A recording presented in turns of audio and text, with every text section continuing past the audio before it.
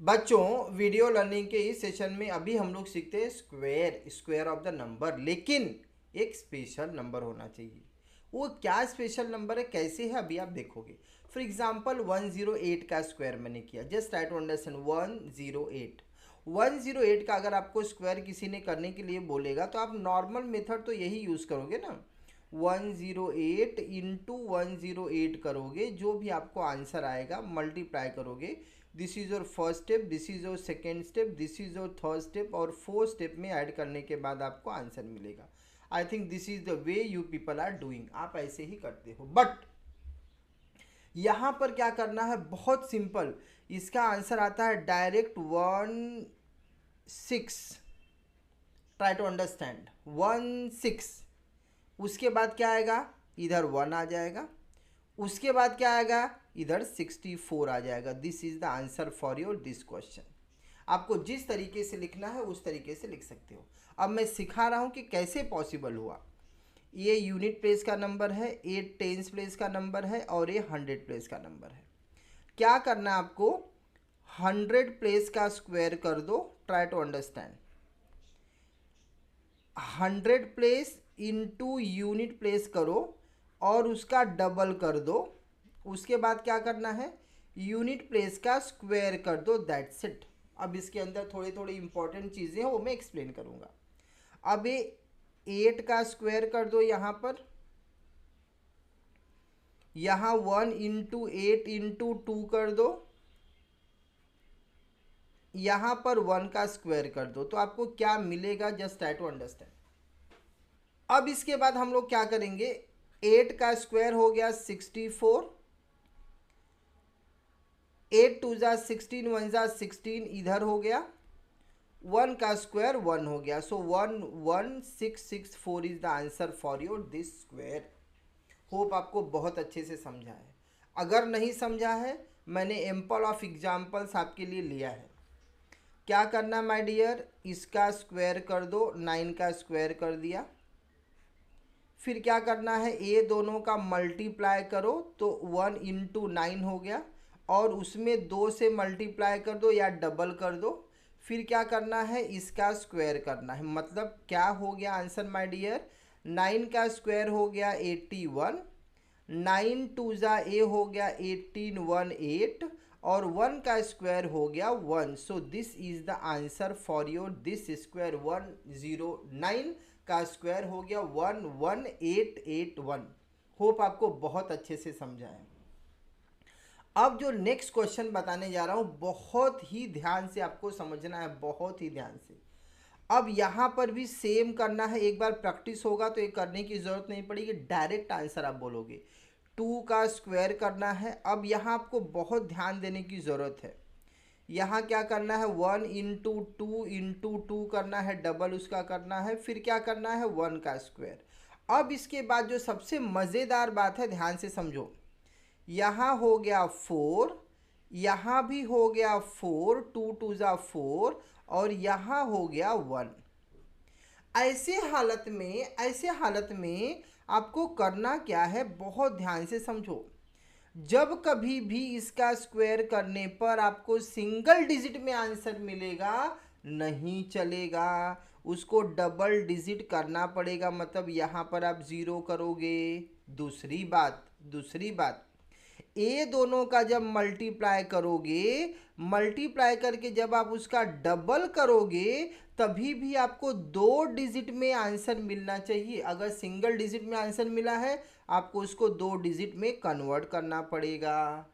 आपका final answer हो गया 10404 is the answer for your this square. Hope आपको बहुत अच्छे से समझ में आया है। नेक्स्ट क्वेश्चन ले लेता हूं। मैंने इतना सारा क्वेश्चन लिया हूं कि आपको दिमाग में एकदम फिट हो जाएगा। यहाँ भी सेम चीज़ें देखो। उसके बाद मैं दूसरे एग्जाम्पल की हेल्प लेकर आपको एक्सप्लेन करता हूँ। 4 का स्क्वायर हो गया 16, 2 डिजिट में है, कोई प्रॉब्लम नहीं है। यहाँ हो गया डियर 4 1 ज़ा 4, 4 का डबल करेंगे तो 8 हो रहा है। 8 मतलब क्या लिखोगे, 08 लिखोगे। और 1 का स्क्वायर होता है 1, तो आपका फाइनल आंसर हो गया, इसका फाइनल आंसर हो गया 10816। कितना सिंपल है, कितना सिंपल है, यू कांट बिलीव। एक बार प्रैक्टिस करोगे आराम से कर सकते हो। नेक्स्ट देखो 103 3 का स्क्वायर होता है 9। पहले से अलर्ट हो जाओ, सिंगल डिजिट में आया, इसके लिए 2 डिजिट कर दो। 3 1 जा 3, 3 का डबल करोगे 3 2 जा 6, 6 मतलब क्या लिखोगे 06 लिखोगे, और 1 का स्क्वायर हो गया 1। This is the answer.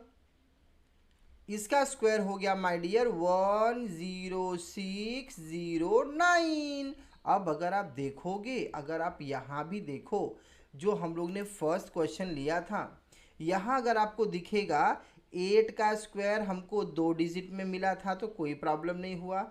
जब इसका हम लोग ने मल्टीप्लाई किया था तो भी हमको 2 डिजिट में मिला था, कोई प्रॉब्लम नहीं हुआ।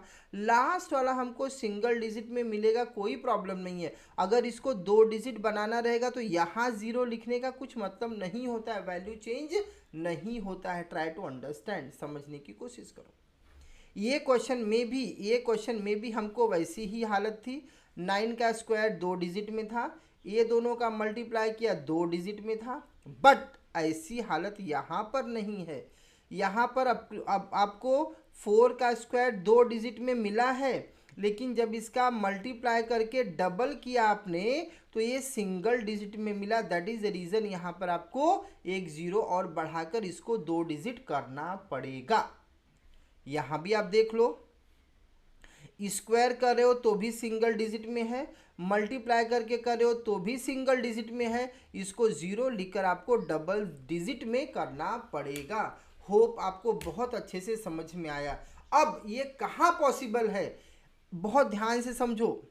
आपके पास जो भी नंबर्स होंगे, आपके पास यूनिट प्लेस होगा, आपके पास टेंस प्लेस होगा, आपके पास 100 प्लेस होगा।